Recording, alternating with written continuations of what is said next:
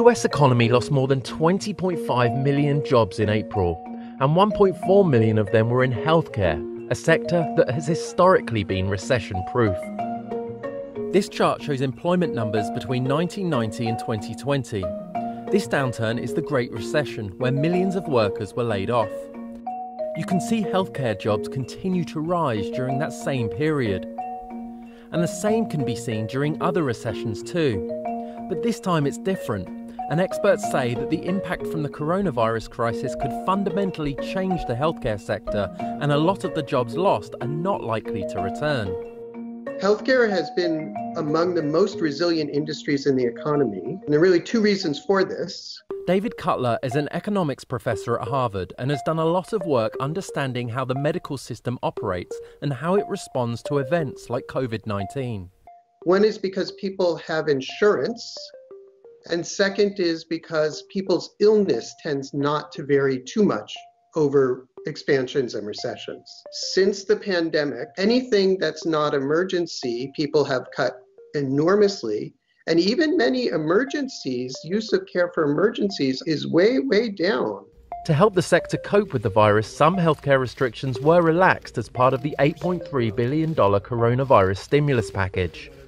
That gave a big boost for different parts of the healthcare industry, including telemedicine, that saw one company report a 50% rise in telemed services. Now people both in private insurance and in Medicare are using telemedicine a lot. It's hoped that that can then become a usual part of practice. On the scope of practice front, we enabled a lot of nurse practitioners, medical assistants, physicians assistants to do more. Now that we've done that, we want to be able to keep that. And the third one, which is really important, is most physicians' practices and hospitals get their money by doing more services. When people don't go to the doctor, the providers lose money. A way out of that is to pay on a fixed, say, per patient per month basis. And so that's another change people would like to see become a permanent change. Another reason a rebound in healthcare will be harder than previous years is people's financial exposure to healthcare. Just looking at the last recession, and the out-of-pocket expenses were far less than what they are today.